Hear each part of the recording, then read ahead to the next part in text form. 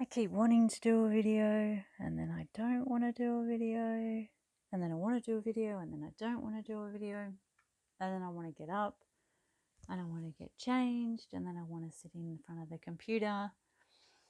But it's also 11:15 at night and I always yawn. I apologize. If you watch some of other of my videos, you know I always yawn when I do these videos. Yeah, I wanted to do a video, so I am doing a video. It's not perfect. It is not me being in front of the camera. It's me sitting with my phone in the dark. And I find it much easier this way. I think it's partly maybe the really deep self-conscious part that kind of I know says I'm not as pretty as I used to be. Never used to have an issue being on camera. Used to love doing my videos. But now it's, no, I'm not as pretty as I was. I'm older, wrinklier, grayer. I look weathered and haggard. And I find being on video camera a lot harder these days than what I used to. And the thing I wanted to talk about in this video was authenticity, funnily enough. Because over the last, I don't know how many years, I've been so unhappy with the actions that I've been taking. And then I watched something, I think it was today. Try to remember to put it up. I was actually going to create a video with this in it, but it didn't end up happening. But basically what this man said was that you have something happen and it when you're young and it pushes you just a little bit off your path. So then you start taking actions unless you have a parent or someone to bring you back onto your path. You basically then spend your time taking actions from this off-path place. And I get that. If you've had trauma or something like trauma and something happens to push you off path, then the next action that you take is from that off-path place. And then you take another action, which is even a little bit further off path, because now you've taken two actions that are off path, which has pushed you further off path. And unless you have an aware parent, or unless you have someone to support you through the trauma or support you through whatever it is that pushed you off path to bring you back onto path again, it's like this perpetual movement away from the path, because each time you do something, you're making a decision to do it from the previous point, which is off path. So you go a little bit further off path and a little bit further off path and a little bit further off path. And then for me, you end up at 46 going, I have no idea who I am. And I don't. It's amazing. I actually don't know who I am. I keep going for these things that I think I want, and then I achieve them, and then I'm not happy. I'm like, well, maybe this isn't actually what I want. And it's consistent. And then also I have a look at, well, things are not really what make you happy. You make you happy. It's like, yes, true.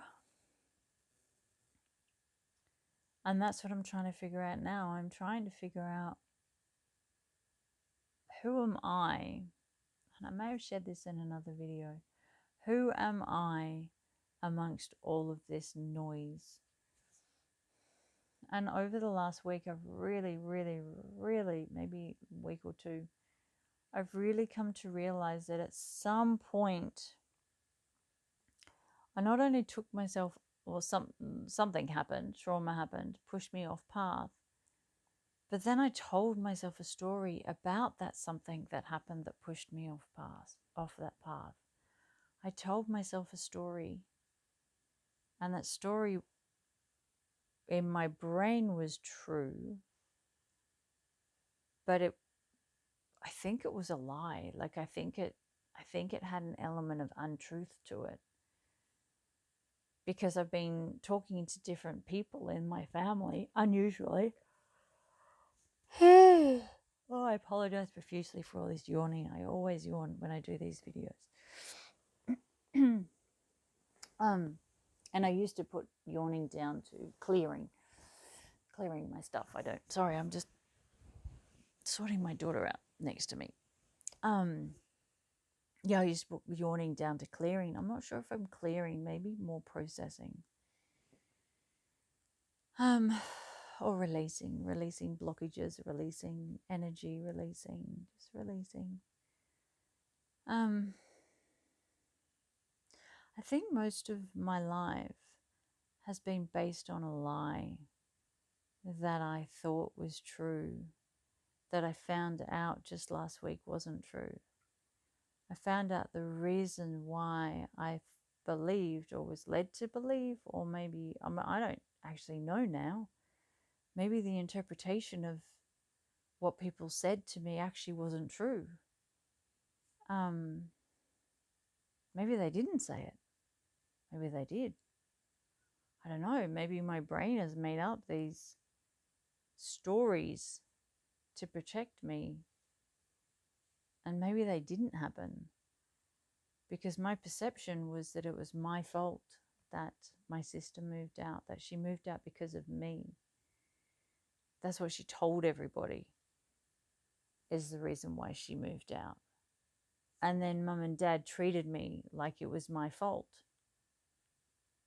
But I found out last week that I was not the reason she left.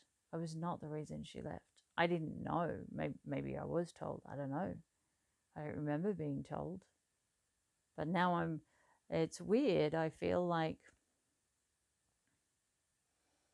I had some different stories quantified by people in conversation in the family just last week. And it's like, wow, so what they understood and what they heard is completely different to what I understood and what I heard. And because I've gone back over and realized that there are moments in my life where my brain has told me a lie, and it has created this story, and then I've lived based on this story. And now it's like I'm just unfolding more of these lies, and I based the relationship with my mum and my dad on these lies. Even if they were interpretations of things that they said, I think they were the wrong interpretation.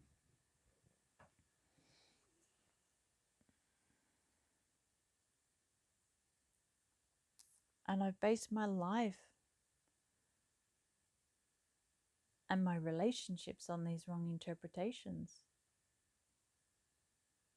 And the reactions that I have to people, and my inability to trust.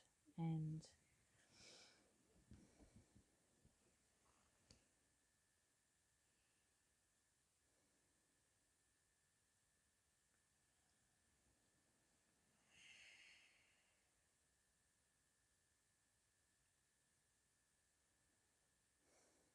it's hard to think that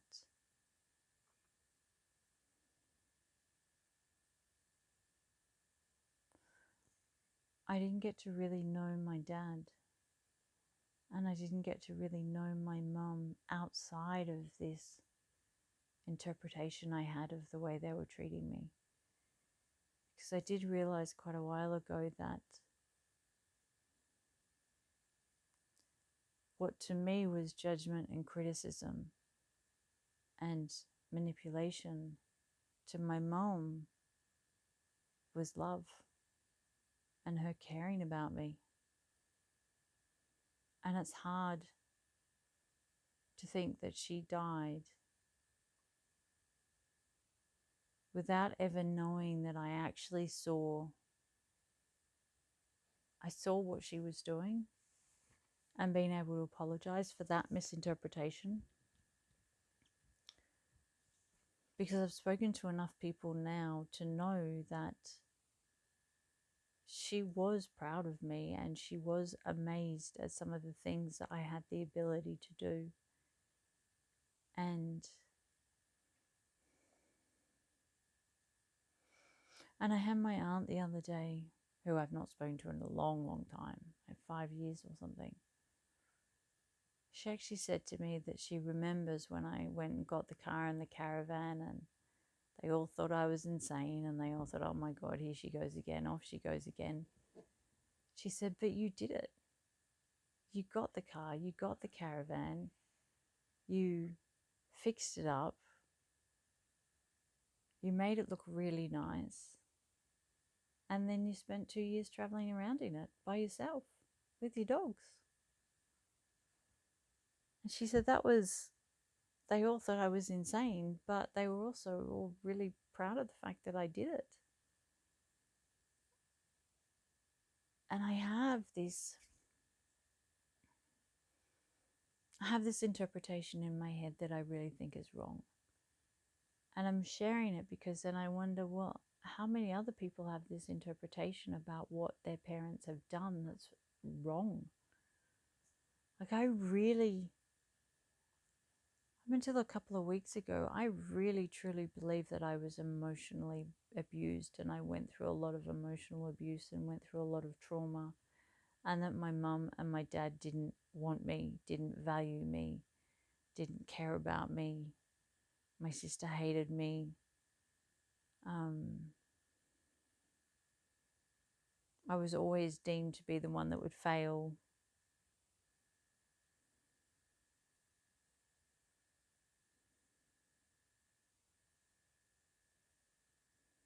Like, I really, truly believed that I was emotionally traumatized through my childhood and my teenage years, and then into my 20s and my 30s. But now I'm looking back going, because of these memories that are different to my other family members, wondering what else was a lie. Was my mum really as bad as I thought she was? And then I'm going, did I really choke on a piece of chicken? Did I really see my mum with the next door neighbour? Did I really see her fall over when she was drunk? Did I really see her slide up the hallway? I have all of these memories, and I don't know if they're true or real now. So many years on, I don't know if they're true or real. And I have that question going around now. And it's starting to, I guess it's starting to loosen the hold that I had on this story about myself. I guess it's starting to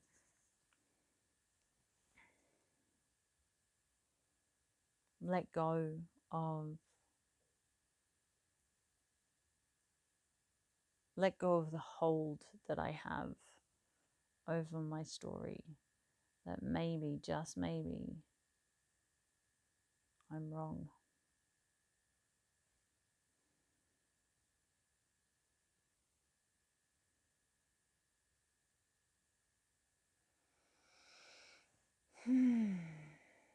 And did I have emotionally abusive relationships, or did my brain Did the story in my brain have an emotionally abusive relationship? I remember when I left one guy, I'd been with him for 5 years, and we broke up, and he looked at me and he said, I really loved you. And I remember looking at him going, really? Why? I didn't get that from you. But was that about him not showing me love, or was that about me misinterpreting his messages, misinterpreting the way he communicates, or misinterpreting the things that he did, or making up a story in my head? What if I went off path at some point? I mean, obviously, if my brain has created this story that my sister's left and that's my fault, that would have sent me off kilter. Or if I've created a story that my dad no longer loves me because now he's got his new family, because he did have a new family that he did seem to love more than me, again. What if these little things, and my mum did throw me out, she did kick me out to go and live with my grandma. Remember that did happen. When I was 12, I think she kicked me out. What if these little events just set me off course little bit, so then by the time I got to my 20s, I was already so far off course that it wouldn't have mattered what anyone did in a relationship with me. It would have felt off to me because I was off course.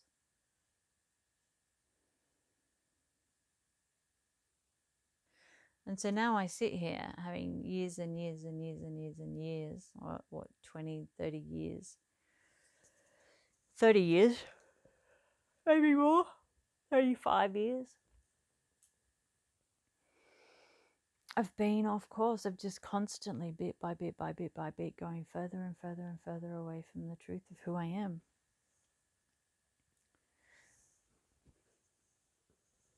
So now I am, well,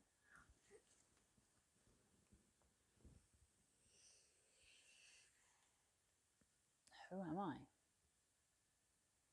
And I guess that's what this new journey is about. I mean, all the things that I've done over the years, the TV show, the videos, the coaching,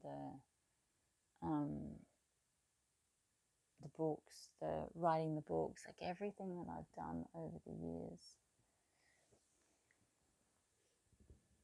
Is it me, or is it the trauma me? I don't know. What if underneath all of this, and I go all the way over to the path, and then all of a sudden I want to be a florist, or I want to be, I don't know, a vet, or a doctor, or a lawyer, or a garbage collector, or a gardener. And what if none of this is relevant anymore? I don't know. It's weird. It's weird to think that.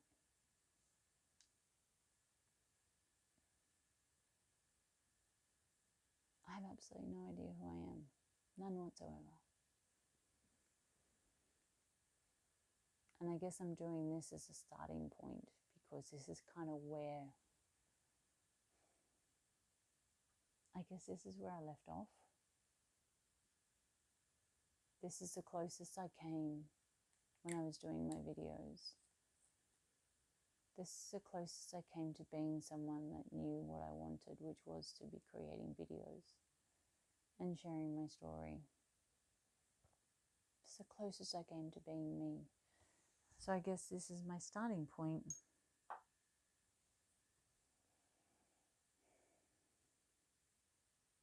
I start at doing these videos and see where they go. Anyway, it's late. There's a mosquito in the bedroom. I need to find it. And finally go to bed because I'm tired. So hopefully I will keep doing these videos.